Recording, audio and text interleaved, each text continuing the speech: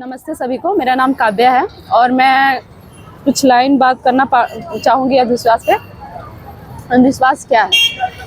हम लोग आजकल देखते हैं समाज में जो चल रहा है कि अगर कोई इंसिडेंट हो जाता है तो बोलते हैं कि नहीं वो किसी का प्रकोप है उस पर, कि फलाना मतलब कि जो भी देवी देवता होते हैं उसके प्रकोप है, किसी पे देवी आ गई। जैसे मैं रिलेट कर पा रही हूँ क्योंकि मैंने अपने नज़दीकी से बहुत अच्छे से देखा है किसी पे देवी चढ़ जाना। मतलब कोई होती है ना, देवी होती है, मतलब कि गांव में आप लोग देखे होंगे कि वो अगर उनके अंदर समा गया तो फिर वो पूरा हरकत अजीब अजीब करने लगेगी और लोग कहने लग जाते हैं कि उसके अंदर देवी समा गई है। बट मैंने अच्छे से देखा है जहाँ तक कि उनके अंदर देवी कैसे समा सकती, वो भी मेरे जैसे हम है वैसे इंसान है, उसमें आ रहा है, मेरे में क्यों नहीं आ रहा? अगर इंसान है तो सब में आना चाहिए, उसमें ऐसा खास क्या है?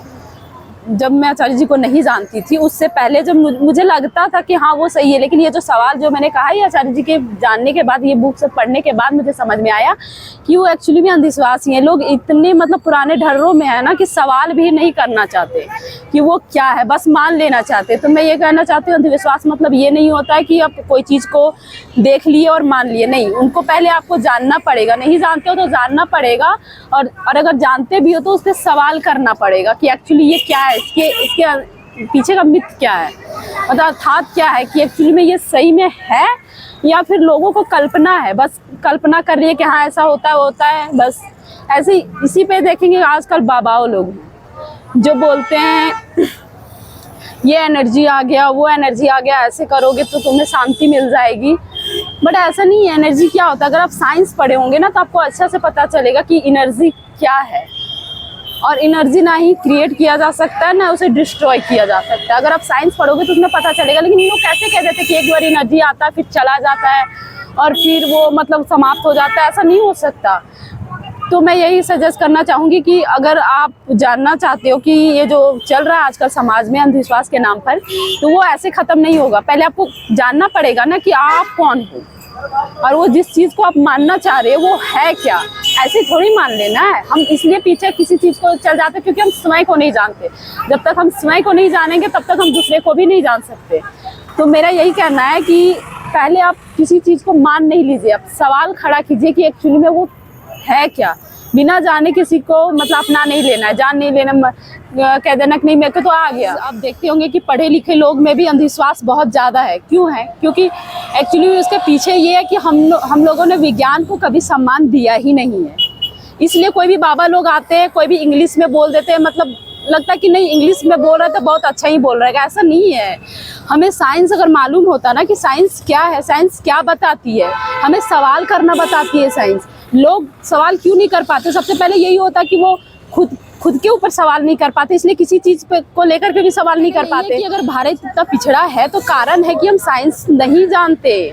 उसके वजह से हम किसी अंधविश्वास में कोई आके बोल देता है और हम मान लेते हैं। क्योंकि आज अगर दुनिया इतना डेवलप भी हुआ है उसका कारण पीछे क्या है? साइंस ही है।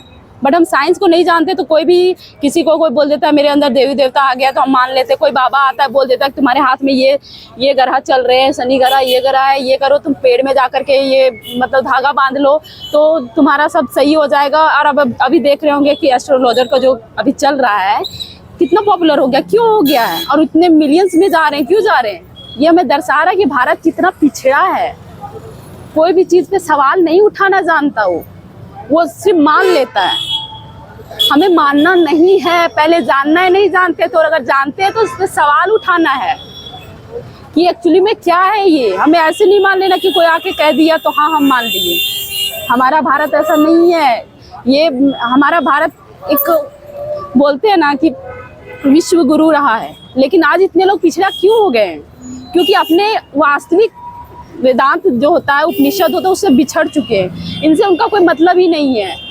हम लोग अगर यहाँ बुक स्टॉल भी लगाते हैं तो लोग आते तो देखना तक नहीं चाहते कि ये क्या है, वेदांत क्या, उपनिषद क्या है, कंठोपनिषद क्या है, भागवत गीता, ये सब मतलब दूर दूर से देख देख के साइड हो जाते हैं। अगर हम चाहते भी कि 2 मिनट आके मेरे से बात कर लो, बात नहीं करना चाहते। हाँ, बाबा के पास चले जाएंगे। अगर बाबा कोई आ गए कि हाँ बच्चा अपना हाथ दिखाओ, तुम्हारे हाथ में ये ग्रह चल रहा होगा, तो मान लेंगे, उसके पीछे चले जाएंगे। लेकिन पढ़ना नहीं चाहते।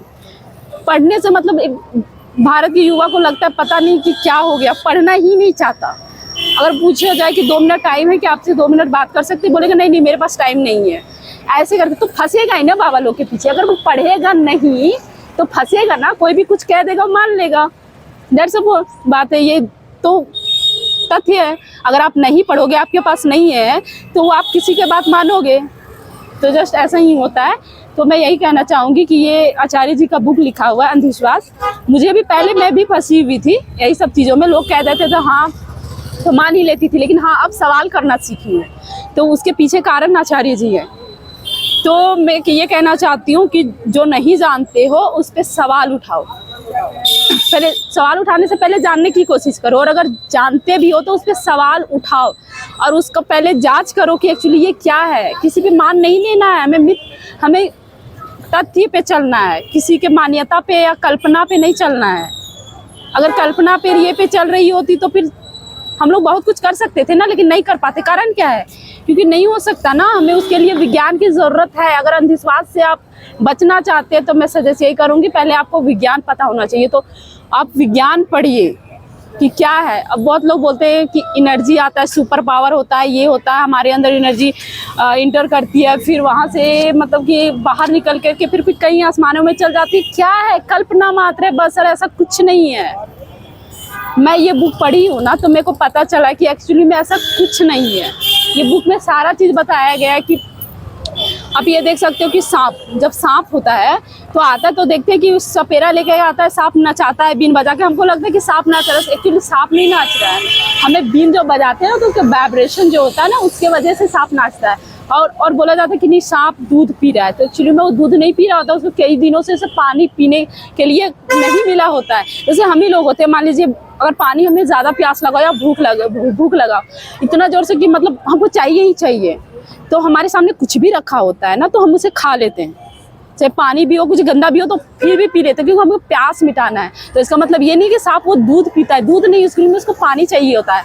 लेकिन लोग उसको भगवान दर्शाना चाहते हैं, इसलिए मतलब कि दूध पिला करके बोला जाता है कि नहीं भगवान है। ऐसा कुछ नहीं है। अब साइंस पढ़ोगे ना तो आपको सब पता चलेगा। धन्यवाद।